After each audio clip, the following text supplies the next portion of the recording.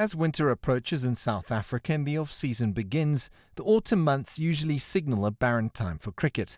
But that is not the case for the Proteas, who are blossoming and reaping the rewards of the seeds of hard work sown by those women who vowed to grow the sport to new heights.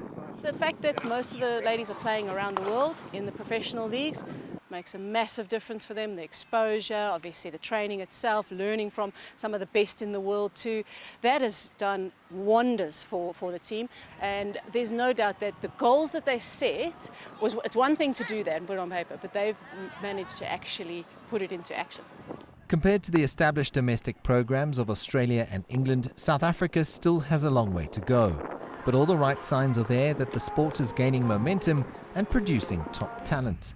I think it can be better, but it's still better than it was a few years ago, because there's certainly a lot more opportunities, and there is that thought, hey, I can make this a career. So it's a lot of promise, it's a lot of the girls looking at it and going, actually there is a future in this, and that in turn will bring in more girls from school systems and will actually grow the depth, which is obviously what needs to be done. Fresh from their impressive back-to-back series victories, the Proteas are in a good space, and according to captain Sune Lees, have their sights firmly set on trumping their male counterparts by bringing home the country's first ever Cricket World Cup title.